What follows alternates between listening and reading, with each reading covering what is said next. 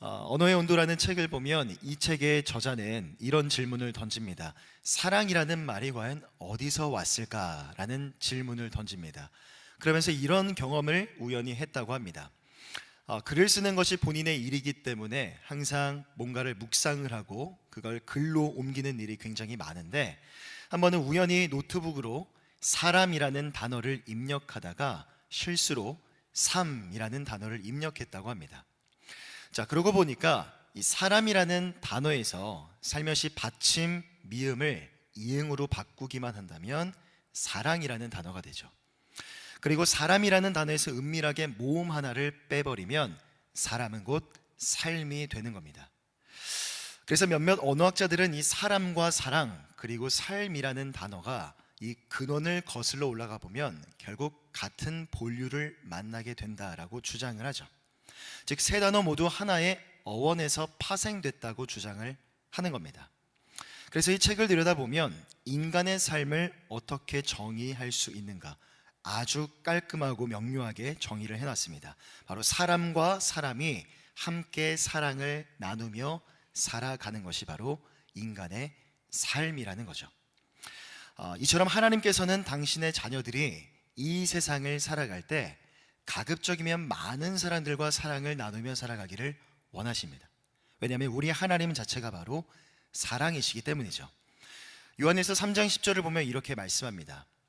이러므로 하나님의 자녀들과 마귀의 자녀들이 드러나나니 무릇 의를 행하지 아니하는 자나 또는 그 형제를 사랑하지 아니하는 자는 하나님께 속하지 아니하니라.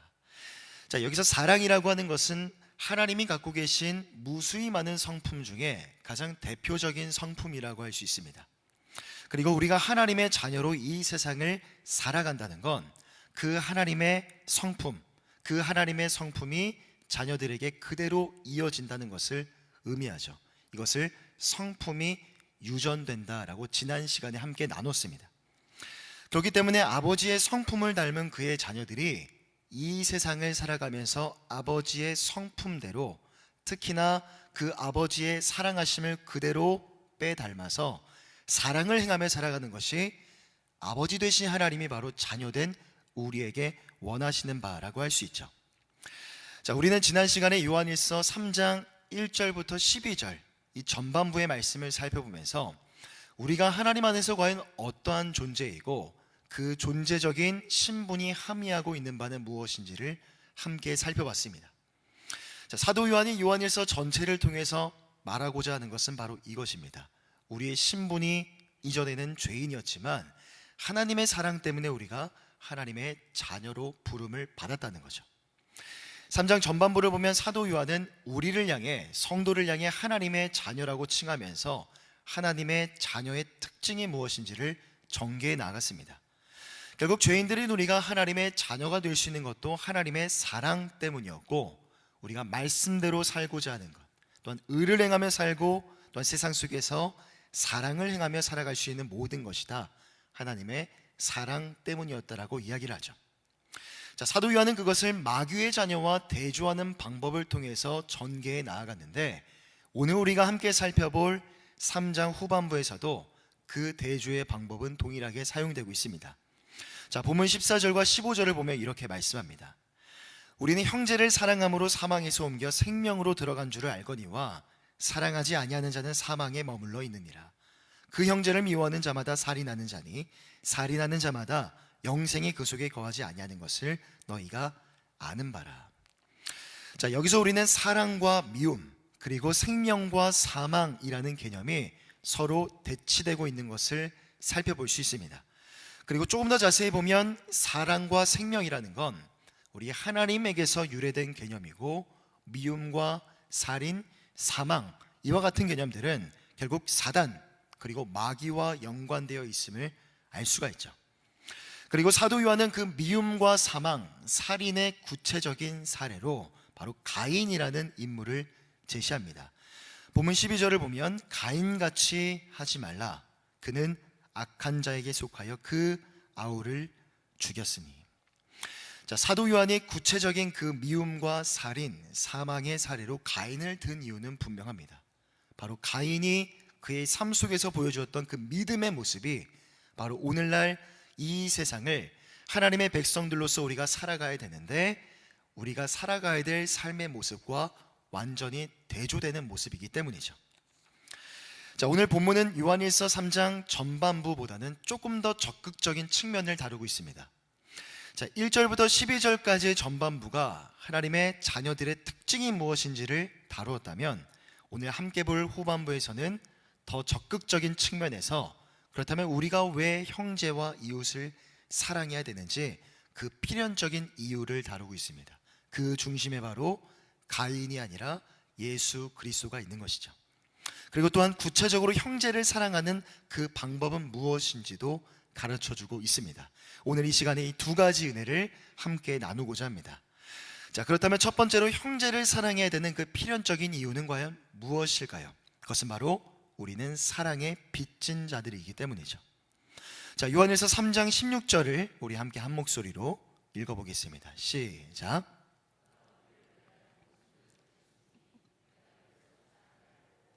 형제를 위하여 목숨을 버리는 것이 마땅하니라.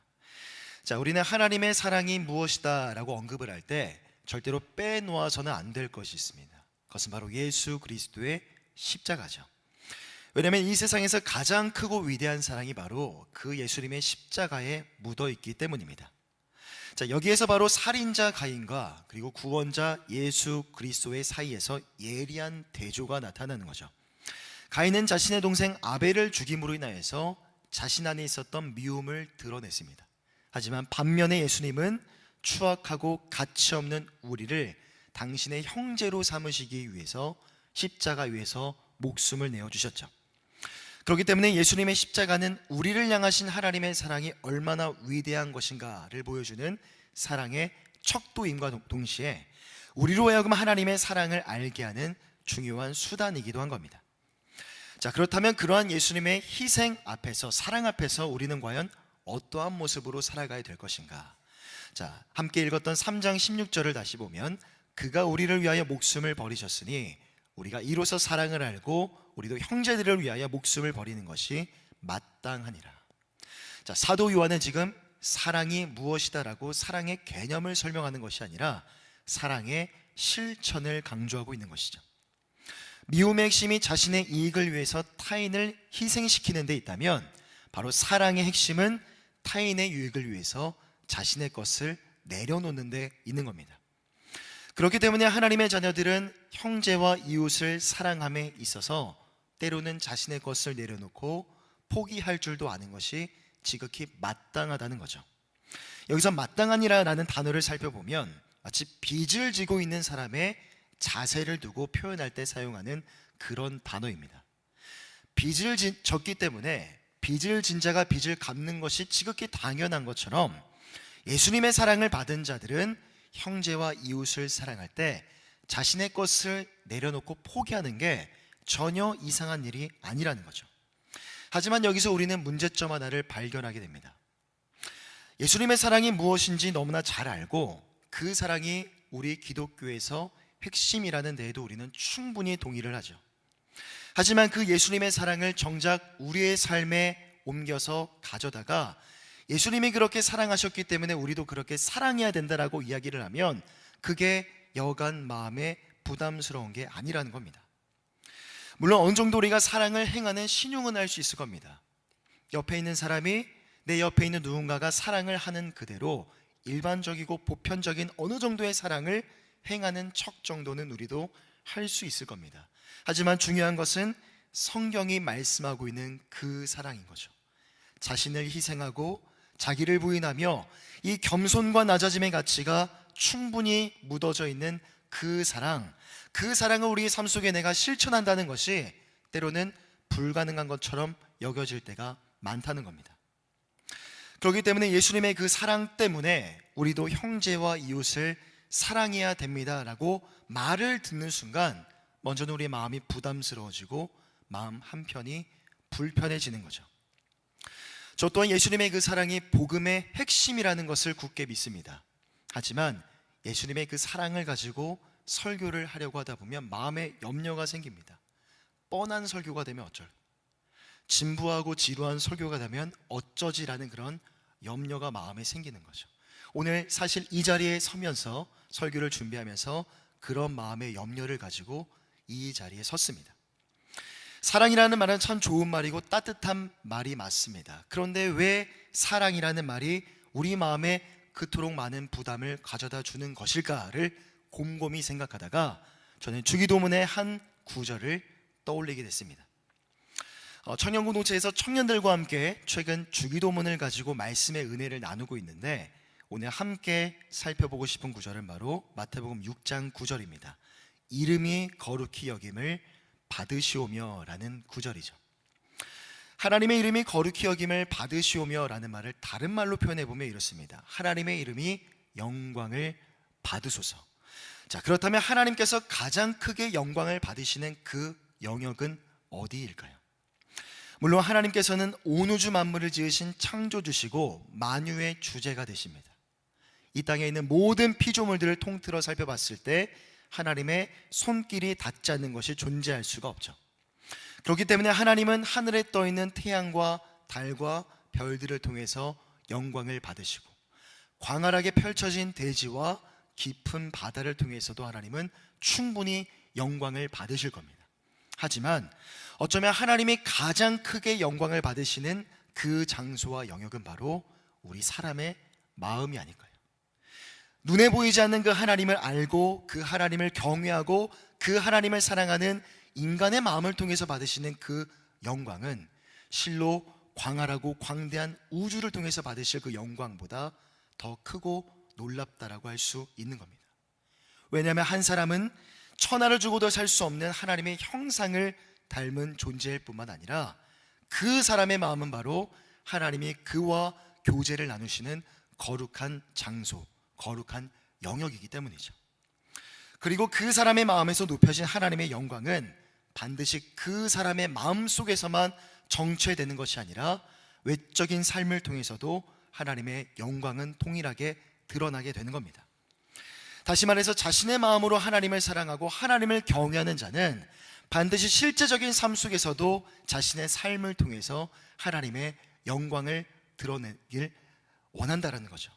매 순간 그런 거룩한 부담감과 영적인 긴장감 속에서 살아가게 되는 겁니다. 그것은 마치 자녀가 자신의 아버지의 이름을 욕되게 하지 않기 위해서 최선을 다해서 살아가는 것과 같은 이치인 겁니다. 이 세상 어느 누구보다도 정직하고 성실하며 책임감 있고 바른 모습으로 살려고 애를 쓰고 노력하는 거죠. 그리고 그러한 삶의 중심 속에 바로 형제와 이웃을 향한 사랑의 실천이 놓여져 있는 겁니다. 그렇기 때문에 예수님이 우리를 사랑하셔서 예수님이 우리 가운데 보여주신 그 사랑이 있기 때문에 우리도 형제와 이웃을 사랑해야 된다는 그 말을 들었을 때, 오늘 제가 여러분들에게 전달하는 말도 그 메시지지만, 그 말을 우리가 들었을 때 우리 마음이 부담을 느끼고 불편함을 느낀다면 우리는 먼저 우리 자신의 내면 세계를 들여다봐야 되는 겁니다. 내 안에 정말 하나님의 사랑이 존재하는가? 내가 예수님의 그 사랑만으로 만족하고 감사를 느끼고 있는가? 내 심령이 예수님의 그 사랑 가운데 충분히 적셔져 있는가를 살펴봐야 되는 것이죠. 하나님이 예수님을 통해 우리에게 행하신 그 일을 가장 핵심적으로 설명하고 있는 구절이 있습니다. 에베소서 1장 7절을 함께 읽어보겠습니다. 시작. 그의 피로 말미암아 속량 곧 죄의 사함을 받았느니라. 자, 그런데 앞절인 1장 6절을 보면 그 은혜의 특징이 무엇인지 아주 명료하게 이렇게 설명합니다. 이는 그가 사랑하신 자 안에서 우리에게 거저 주시는 바. 즉 하나님께서 예수님을 통해 우리에게 주신 그 사랑은 아무런 조건과 대가가 없는 거저 주시는 사랑인 거죠. 만약 하나님께서 예수님을 통해 우리에게 사랑을 주실 때 어떠한 조건과 대가가 걸려있는 사랑이었다면 그 사랑은 순수한 사랑이 아닌 겁니다.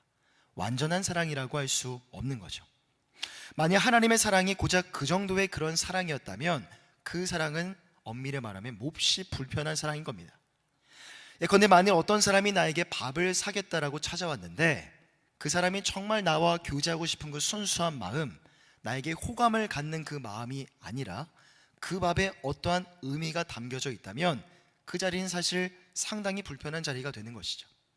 처음에는 그 사실을 모르고 밥을 먹다가 그 사연을 알게 되면 그 자리에서 일어나고 싶을 겁니다. 그 밥을 먹다가 우리는 체할 수도 있기 때문이죠. 하지만 하나님의 사랑은 아무런 조건과 대가가 없는 그런 사랑입니다. 하지만 우리에게 원하시는 한 가지는 바로 이것이죠. 에베소 1장 6절 하반절을 다시 보면, 이는 그가 사랑하시는 자 안에서 우리에게 거저 주시는 바 그 이유와 목적이 무엇인지 말씀합니다. 그의 은혜의 영광을 찬송하게 하려는 것이라. 그 은혜의 영광을 찬송한다는 것, 바로 마음이 먼저 그 은혜와 사랑이 무엇인지를 알았을 때 가능한 것이죠. 마음으로 하나님의 그 은혜와 사랑이 무엇인지를 알아야만 찬양하고 예배하고 경외하는 것이 가능할 뿐만 아니라 그 다음 단계로까지 나아갈 수 있는 겁니다. 그렇다면 그 다음 단계가 무엇인지 로마서 13장 10절에서는 이렇게 말씀합니다. 사랑은 이웃에게 악을 행하지 아니하나니 그러므로 사랑은 율법의 완성이니라. 마가복음 12장 31절을 보면 이와 비근한 말씀이 나오죠. 둘째는 이것이니 내 이웃을 내 자신과 같이 사랑하라 하신 것이라. 이보다 더 큰 계명이 없느니라. 먼저는 우리의 마음으로 하나님의 사랑이 무엇인지를 깨달은 뒤에 그 사랑에 감동하여서 거기서 우러나오는 마음을 가지고 형제와 이웃을 사랑하는 것, 그렇게 형제와 이웃과의 관계 속에서 그 진정성 있는 사랑을 실천하며 살아가는 것이 바로 복음의 빚진 자가 마땅히 감당해야 될 일이라는 것이죠. 그런데 또 하나의 은혜가 바로 여기에 있습니다. 형제와 이웃에 대해서 사랑을 실천하는 것을 바로 복음에 대한 빚을 갚는 행위라고 정의를 한다면, 우리 하나님께서는 그 빚을 갚는 일 또한 우리에게 결코 독촉하지 않으신다는 겁니다. 제가 어린 청년이었던 시절에 종로에 있는 낙원상가에서 제 인생에 있어서 첫 번째 기타를 구입했던 적이 있습니다. 21살, 22살쯤 됐던 그런 시기였던 것 같은데, 당시 저는 청년부 찬양팀을 섬기고 있었고 기타에 대해서는 잘 몰랐습니다. 그래서 기타를 잘 알고 있는 선배와 함께 낙원상가를 갔죠. 그래서 마침 제가 사고 싶었던 그 기타는 제가 가지고 갔던 그 재정보다 훨씬 비싼 기타였습니다. 그래서 어떻게 해야 될지 몰라서 막 우물쭈물하고 있던 차에 같이 갔던 그 선배가 지갑에서 몇만 원을 꺼내서 저에게 빌려줬죠. 저는 그 돈을 가지고 제 인생에 있어서 첫 번째 기타를 구입할 수 있었습니다. 그리고 저는 당장 그 다음 주 혹은 그 다음 연습 날이 되었을 때 그걸 기억을 하고 그 선배에게 돈을 갚아야만 했지만, 아주 오랜 시간이 지나고 나서 그때 그 일이 떠올랐습니다. 아주 오래전 일이라서 얼마만큼의 시간이 지났는지 기억이 잘 나지 않지만 아마 대략 한 6개월 정도가 지나고 나서 그때 빌렸던 돈이 어느 날 갑자기 생각이 났던 거죠. 얼마를 꿨는지도 기억이 안 날 정도로 저는 그날의 그 일을 까맣게 잊고 있었던 겁니다. 그래서 얼른 그 선배에게 전화를 해서 얼마를 꿨었는지 물어보고 그 다음 날에 돈을 갚았죠. 너무나 얼굴이 화끈거리고 미안했습니다. 그리고 신용을 잃은 사람이 된 것만 같아서 마음이 몹시 불편했죠. 그런데 그 인도자 형에게, 그 선배에게 더 미안하고 더 고마웠던 것은 바로 이것 때문이었습니다. 6개월이란 시간이 지났는데, 짧지 않은 시간이 지났는데 그 시간 동안 한 번도 저에게 돈을 갚으라고 얘기하지 않았다는 거죠. 제가 생각을 한번 해봤습니다. 만일 내가 비근한 경우에 누군가에게 내가 돈을 빌려줬다면 나는 어떠했을까? 저는 아마 일주일이 지나기 전에 그 돈을 받아냈을 겁니다. 왜 돈을 안 갚냐고, 내 돈 갚으라고 전화를 하고 문자를 해서 제 돈을 받아냈을 거예요. 하지만 그 선배는 6개월 넘는 시간 동안 한 번도 저에게 돈을 갚으라고 재촉하거나 독촉하지 않았다는 거죠. 여러분, 어쩌면 우리를 향한 하나님의 마음이 이와 같지 않을까요? 우리는 예수님 때문에 복음의 빚진 자들입니다. 그리고 너무나도 친절하게 하나님은 우리에게 그 빚을 갚는 방법이 무엇인지도 가르쳐 주셨죠.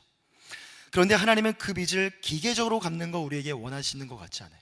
단지 우리 하나님께서 무서운 채권자시기 때문에, 두려움과 공포 때문에, 빨리 갚지 않으면 안 될 것 같은 그런 마음 때문에 의무적이고 형식적인 틀만 남아있는 그런 섬김과 봉사와 사랑의 일을 감당하는 거, 그거 우리에게 원하시는 것 같지 않습니다. 다만 날마다 하나님의 사랑이 무엇인지 마음으로 느끼고 하나님의 성품을 날마다 묵상하면서 마음에서 깊은 곳에서 우러나오는 그 진정성 있는 마음을 가지고 행하는 형제와 이웃을 향한 사랑의 실천, 그거 우리에게 원하시는 게 아닐까요? 그리고 그 사랑이 진정 오래 갈 수 있는 사랑이고, 그 사랑 안에 우리는 세상을 감동시킬 만한 진정성과 깊은 울림을 담아낼 수가 있는 겁니다. 그렇기 때문에 하나님의 사랑으로 인하여 우리도 형제와 이웃을 사랑해야 된다는 말을 들었을 때, 오늘도 제가 여러분들에게 그 말을 전달해 드리고 있지만, 그 말을 들었을 때 먼저 우리 안에 불편함과 어떤 부담감이 느껴지신다면 가장 먼저 여러분들의 내면 세계를 살펴보시기를 바랍니다. 정말 내 안에 그리스도의 사랑이 있는가? 내가 정말 그리스도의 사랑으로 감사하며 감격하는 인생을, 그러한 삶을 살아가고 있는가를 묵상해 보시기를 바랍니다. 그리고 언제나 나에 대해서 기다리시고 인내하시며, 나라는 작자가 하나님 앞에 온전한 아름다운 하나님의 형상으로 빚어지기까지 끝까지 기다리시고 또 기다리시고 인내하시는 그 하나님의 사랑도 묵상해 보시기를 바랍니다. 그러할 때 우리 안에 저절로 형제와 이웃을 사랑하고 싶은 그 마음이 생겨날 것이고, 그 안에서 구체적인 계획도 세울 수 있을 겁니다. 자, 그렇다면 두 번째로 형제와 이웃을 사랑하는 구체적인 방법은 무엇일까? 우리가 첫 번째에서 필연적인 이유가 무엇인가, 그것을 예수 그리스도 안에서 발견했다면, 두 번째로 그 형제와 이웃을 사랑하는 구체적인 방법은 무엇일까요? 그것은 바로 행함과 진실함으로 행하는 것입니다. 자, 요한일서 3장 17절과 18절을 보면 이렇게 말씀합니다. 누가 이 세상의 재물을 가지고 형제의 궁핍함을 보고도 도와줄 마음을 닫으면 하나님의 사랑이 어찌 그 속에 거하겠느냐? 자녀들아, 우리가 말과 혀로만 사랑하지 말고 행함과 진실함으로 하자라고 말씀합니다. 자, 사랑의 진실성은 바로 구체적으로 다른 사람을 돕는 행위를 통해서 증명될 수 있습니다. 말과 혀로만 행하려고 하는 사랑은 완전한 사랑이라고 할 수 없죠. 왜냐하면 사랑의 본질은 자기 희생의 의미가 담겨져 있기 때문이죠. 사도 요한은 지금 이웃과의 관계 속에서 행함으로 도무지 입증되지 않는 말뿐인 사랑을 거부하고 있는 겁니다. 그렇기 때문에 자기 희생을 본보기로 보이셨던 예수 그리스도를 따르는 그분의 백성들과 자녀들은 하나님의 그 사랑 앞에서, 예수님이 나에게 보여주신 그 사랑 앞에서 나도 예수님이 좋아요, 나도 예수님을 사랑합니다, 말로만 고백해서는 안 되는 겁니다. 실제적인 우리의 삶의 중심 속에서 그 믿음과 사랑이, 내 안에 있는 하나님을 향한 믿음과 사랑이 거짓이 아니라는 것, 진짜라는 것을 사랑의 실천을 통해 입증해야만 하는 것이죠. 야고보서를 보면 야고보서의 저자는 여기에 대해서 매우 명확하게 설명하고 있습니다. 야고보서 2장 15절부터 17절까지의 말씀을 함께 한번 읽어보겠습니다. 시작.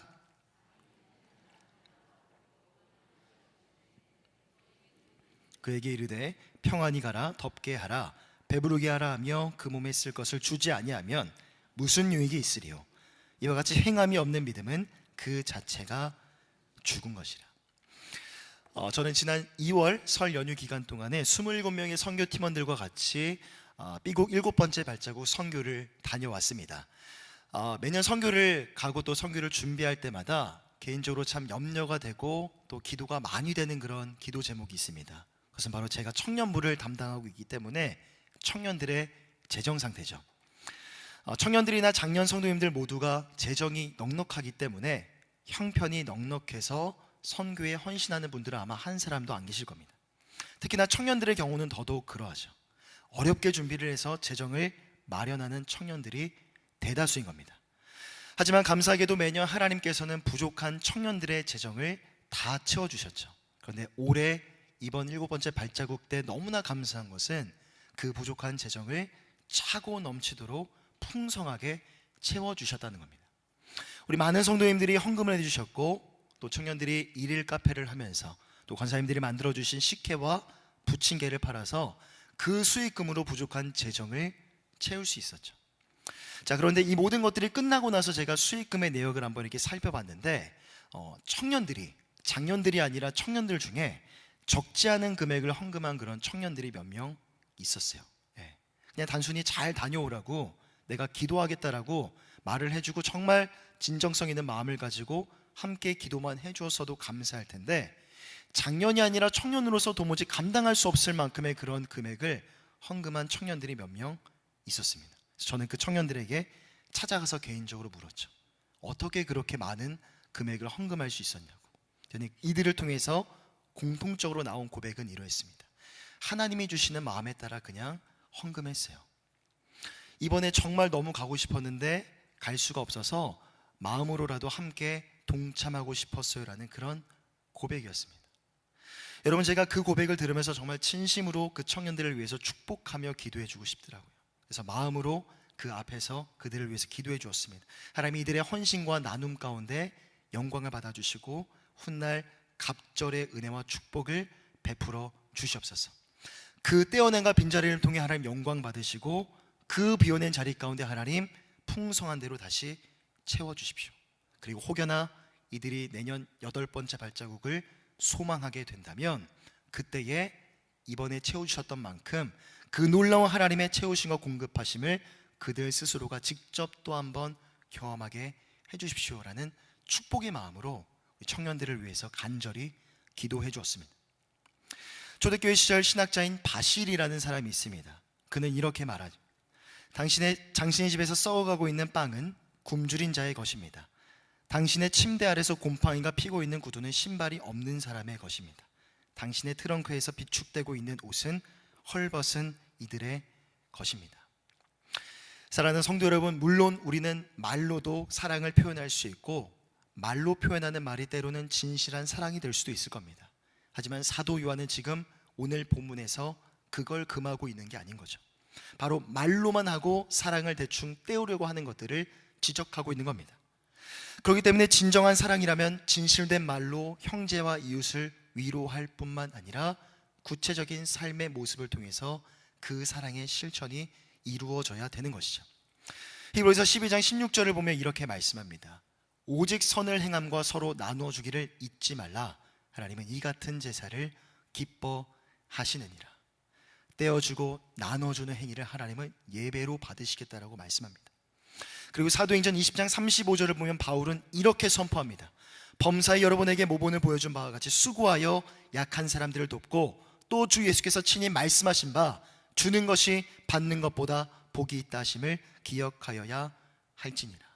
그러기 사랑하는 성도 여러분, 실천적인 믿음을 소유하기 위해서, 죽어있는 믿음이 아니라 살아 숨쉬는 그런 생명력 넘치는 믿음을 소유하기 위해서, 실천적인 그리스도인이 되기 위해서 여러분 날마다 여러분들이 속해 있는 삶의 주변을, 삶의 현장을 가만히 살펴보시기를 바랍니다. 내 안에 있는 믿음과 사랑으로 내가 할 수 있는 사랑의 나눔이 무엇인가를 곰곰이 살펴볼 때 생각보다 할 수 있는 일들이 참 많이 있을 겁니다. 혹여나 그때 주변에 가난하고 헐벗은 자들이 눈에 보이신다면 그냥 지나치지 마시고 내가 저들을 도울 수 있는 실제적인 도움이 무엇일지를 고민하는 오늘 설교의 제목과도 같은 실천적인 그리스도인들이 다 되시기를 간절히 부탁드립니다. 자, 그런데 오늘 이 시간에 또 한 가지 우리가 생각해야 할 것이 있습니다. 물론 오늘 본문에서는 말과 혀로만 생각하는 것보다 행함과 진실함으로 사랑을 행하는 것에 중점을 두고 설명을 해 나가고 있죠. 하지만 때로는 말과 혀를 지혜롭게 잘 사용하는 것도 누군가를 진실되게 사용할 수 있는 중요한 방법이 되는 겁니다. 말의 품격이라는 책을 보면 사람에게는 인향이 있다고 합니다. 인향, 해석을 해보면 사람에게 풍겨나는 향기라는 뜻이죠. 이 책에서는 그 향기가 어디서 품어져 나오는가? 바로 사람의 말에서 향기가 품어져 나온다라고 이야기를 합니다. 재미있는 이야기가 하나 있습니다. 이 책을 쓴 작가는 프랑스에 여행을 갔다가 프랑스의 한 카페에서 재미난 이 메뉴판을 봤다고 합니다. 그 메뉴판에는 이렇게 써져 있었다고 해요. 자, 커피 7유로, 커피 주세요 4.25유로, 안녕하세요 커피 한 잔 주세요 1.40유로. 자, 이 메뉴판이 의미하는 것이 무엇일까요? 바로 손님이 커피를 주문할 때 그가 구사하는 말, 언어의 품격에 따라서 커피 값이 정해진다는 겁니다. 자, 그래서 손님들은 커피를 저렴하게 먹으려면 상냥하고 부드럽게 직원에게 커피를 주문해야겠죠. 그러면 그 말을 들은 직원도 기분이 좋아지는 겁니다. 그래서 덩달아 친절하고 따뜻하게 손님을 응대하는 거죠. 손님은 커피를 저렴하게 마실 수 있으니 기분이 좋고, 또 이런 기회를 통해서 예의 바른 말이 얼마나 중요한지를 다시 한 번 더 새삼 경험할 수 있는 겁니다. 여러분, 이처럼 사람의 말에는 그 사람의 인격과 성품이 그대로 묻어납니다. 우리가 서로 주고받는 말은 소리가 말하고 소리를 듣는 게 아니라 바로 그 사람의 성품이 말하고 그 사람의 성품을 듣는 겁니다. 하지만 우리는 이 세상 속에 살아가면서 얼마나 우리의 말과 혀를 바르고 선하게 잘 사용을 해왔을까요? 안타깝게도 우리는 말에 있어서 그동안 많은 실수를, 많은 실패를 범하며 그렇게 살아왔습니다. 우리의 몸에 생긴 상처는 시간이 지나면 언젠가는 아물 겁니다. 하지만 말 때문에 마음에 생긴 상처는 쉽게 아물지 않는 것이죠. 하지만 우리는 자신이 내가 어떤 말을 내뱉었는지조차 기억도 못한 채 습관처럼 내 말로 다른 사람의 마음을 상하게 하거나 그 사람의 마음에 일방적으로 내가 상처를 각인시킬 때가 너무나 많았던 것이죠. 결국 그러한 실수와 실패들이 계속해서 우리 삶 가운데 반복된다면 어찌 우리가 하나님의 백성들이고 하나님의 자녀라고 누군가에게 당당히 말할 수가 있겠습니까? 앞서 우리가 살펴봤던 주기도문의 한 기도문이죠. 하나님의 이름이 거룩히 여김을 받으소서라는 이 기도 제목은 바로 세상을 살아가는 우리의 삶의 모습을 통해서 우리의 삶 가운데 풍겨나는 그 삶의 향기를 통해서 완성될 수 있는 그 기도문인 겁니다. 하지만 우리가 세상 속에서 말과 혀에서 실패함으로 인하여 우리에게서 나타나는 그 향기가 아름다운 향기가 아니라 고약한 냄새로 그렇게 풍겨나게 된다면 우리 스스로가 하나님의 영광을 가려버리게 되는 거죠. 왜냐하면 우리는 하나님의 자녀이기 때문입니다. 세상은 그 자녀됨의 모습을 통해서 그 자녀의 부모가 누구인가, 우리의 삶의 아버지가 누구인가, 그것을 바라보고 하나님을 판단할 게 분명하기 때문입니다. 지난해 11월 당산역에서 있었던 일이 최근에 이슈가 되었습니다. 인터넷에 올라왔던 한 영상인데요. 자, 이 영상의 제목은 난동 부리는 취객을 한 방에 진압하는 멋진 일반인이라는 그런 영상이었습니다. 자, 어떻게 했길래 취객을 한 방에 진압할 수 있었을까요? 자, 어떤 이유인지 모르지만 이 당산역에서 약 50대 정도 돼 보이는 남성분이 술을 엄청나게 많이 드시고 몹시 흥분을 하셨습니다. 그리고 앞에 보시는 바와 같이 2명의 경찰관이 붙어서 남성분을 무력으로 제지를 하려고 하죠. 자, 그러자 이 공무집행 방해죄까지 저지를 것 같은 그 취객을 보고 그 말을 언급했던 까닭에 이 취객의 그 말을 듣고 더 흥분을 했고 그 마음을 쉽게 가라앉히지 못했습니다. 자, 그런데 갑자기 옆에서 이를 지켜보던 한 청년이 나타나서 가슴으로, 마음으로 이 남성분을 끌어안아 버렸죠. 그리고 경찰을 향해 손짓을 하면서 뒤로 빠지라고 손짓을 하면서 남성분을 끌어안은 채 그만하세요, 그만하세요라는 말로 조심스럽게 다독이기 시작했습니다. 다행히 남성분은 이내 진정한 모습을 보였고 영상이 끝날 때까지 이 청년은 남성분과 포옹하는 채 계속 그 모습이 유지가 되었죠. 자, 이 뉴스를 통해서 이 소식을 들은 많은 사람들은 이러한 댓글을 달았습니다. 재미난 댓글인데요. 대단한 무술이라도 생각했는데 제압이라는 단어의 새로운 면을 보았다. 사람 체온과 진정한 마음만큼의 위대한 제압 기술은 없을 듯. 역시 따뜻한 말 한마디보다 더 강력한 것은 없는 것 같다라는 댓글로 공감을 했습니다. 여러분, 잠언 12장 18절을 보면 이렇게 말씀합니다. 우리 마지막으로 한 번 더 읽어보겠습니다. 시작. 칼로 찌름같이 함부로 말하는 자가 있거니와 지혜로운 자의 혀는 양약과 같으니라. 여러분, 우리 입술로 우리가 구사할 수 있는 말에는 2가지 종류의 말이 있습니다. 첫 번째로 사람을 죽이는 말이 있고요, 2번째로는 사람을 살리는 말이 있죠. 때로는 우리의 말과 혀를 지혜롭게 잘 사용하기만 해도 우리는 진실된 사랑을 누군가에게 전할 수 있고 그 사람을 살릴 수도 있는 겁니다.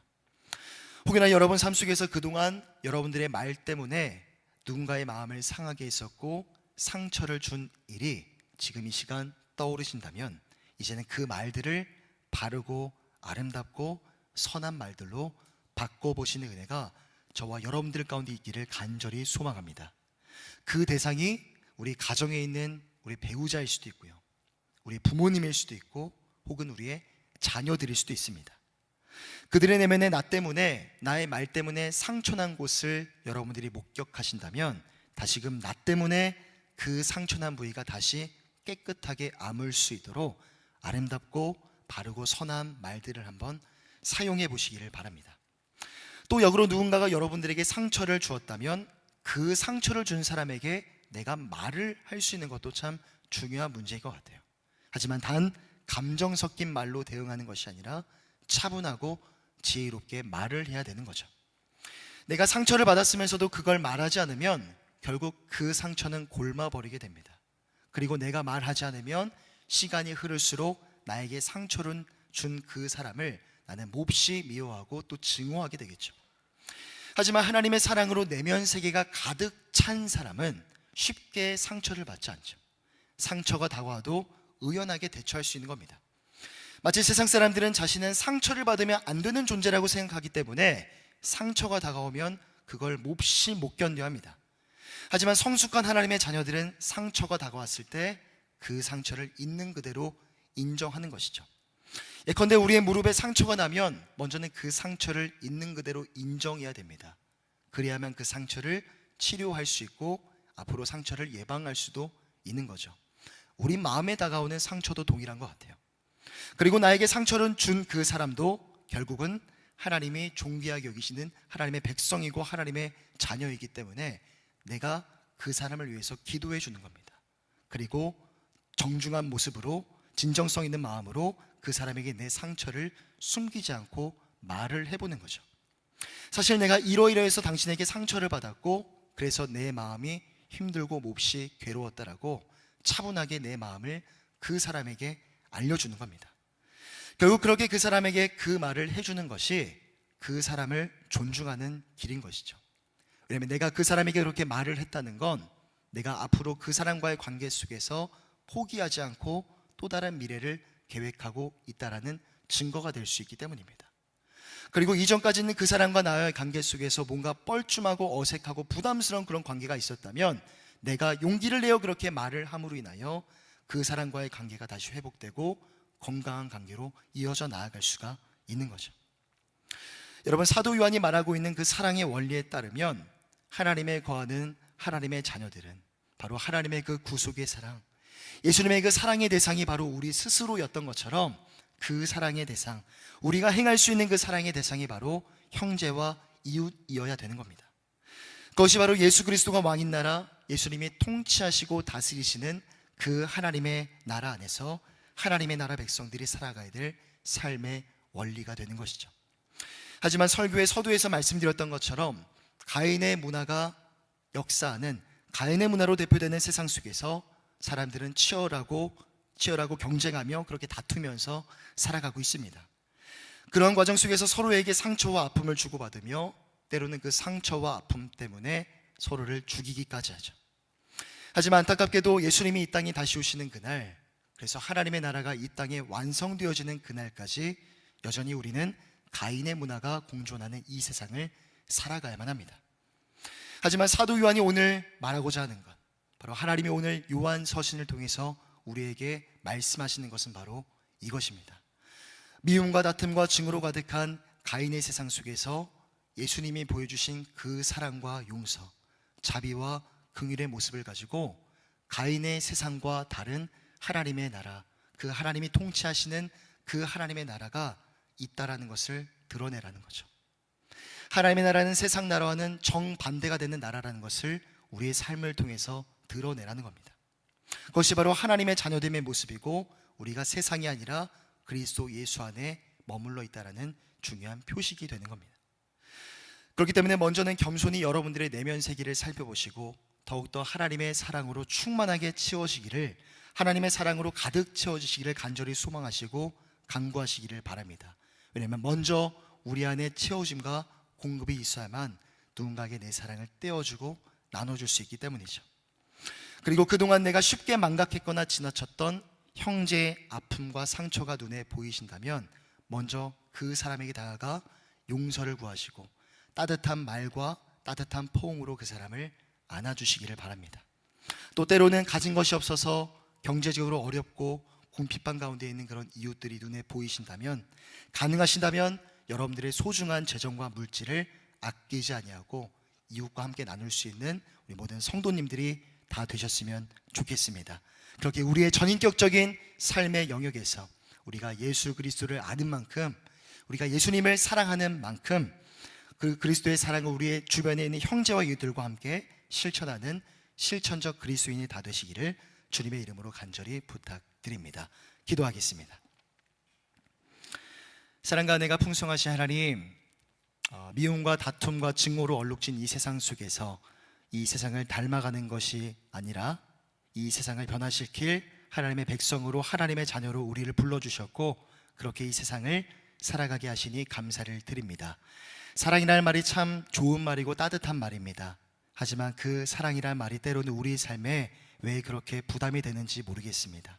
그러기에 우리가 누군가를 사랑하고 누군가를 섬기려 하기 이전에 먼저 우리 안에 하나님의 사랑이 충분하게 거하고 있는지 그걸 먼저 살펴보게 하여 주시옵소서.